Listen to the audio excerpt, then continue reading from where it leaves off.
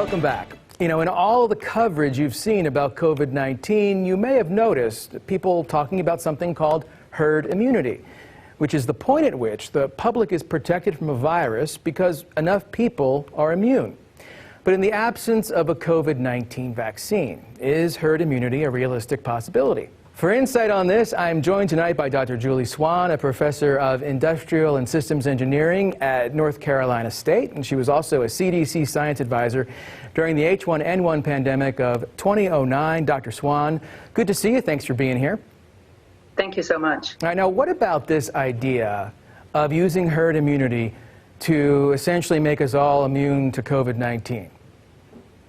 All right, so let's go into it a little bit deeper. So herd immunity is the point at which the virus cannot continue to really grow exponentially in the population. So for COVID-19, we think that to reach that point, we'd have to have 50 to 80% of the population have some immunity to the virus. So when you hit 50% of the population, the virus might start to slow down. If you run the numbers for Missouri, 50% of the population is about 3 million, and given the fatality rate of the disease, you would expect 15,000 deaths or more. So you can see that herd immunity could be very dangerous.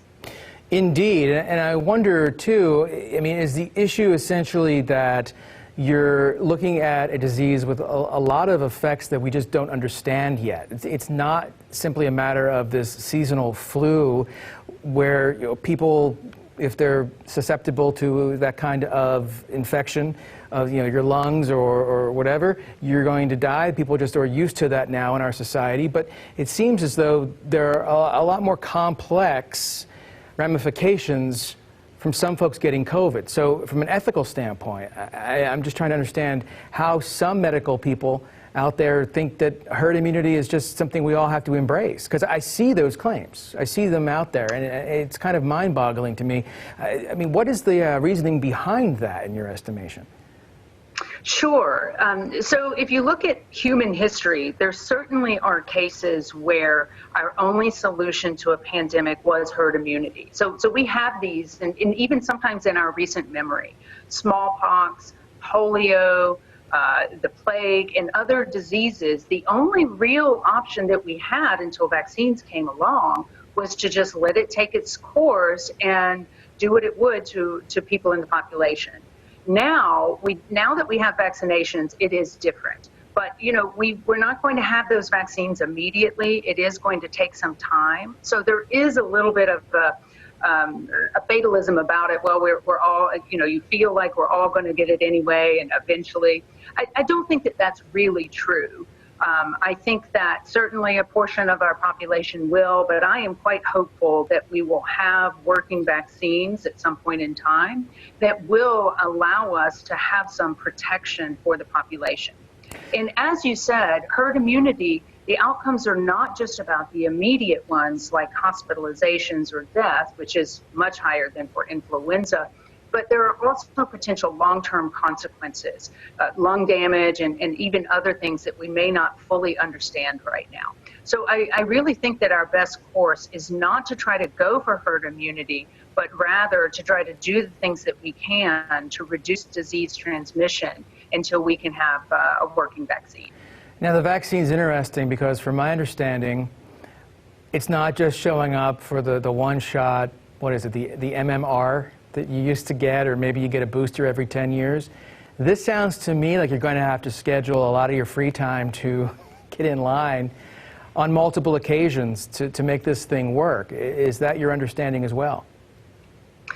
There is a lot that we're still learning about the immunity that you get for COVID-19. Scientists right now do not think that immunity will last forever. And that is true no matter whether you get the disease just, you know, from transmission in the community or whether you get protection through a vaccine. Right now, it is thought that the vaccines that come out will require a booster about 30 days later the first time. So we do this for children with some of the vaccines that children get. And then maybe you would have a booster once every year or two, like you might do for seasonal flu or some other vaccinations.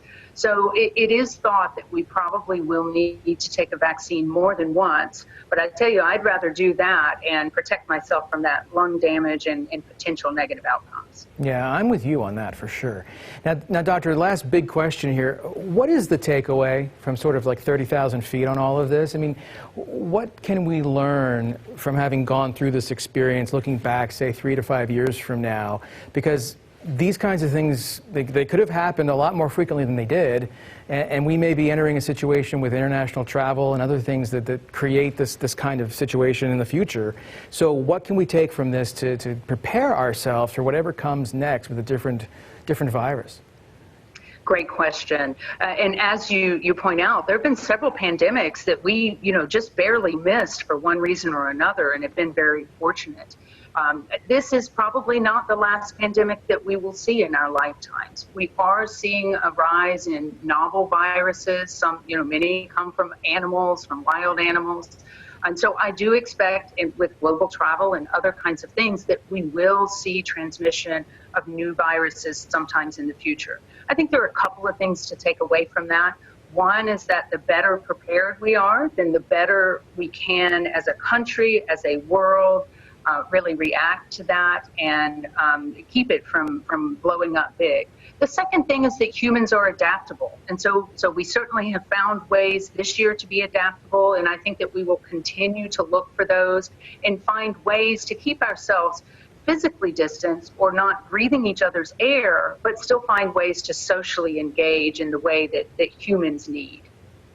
Dr. Julie Swan at North Carolina State, NC State, we appreciate your time and your advice tonight. Thank you. Thank you so much.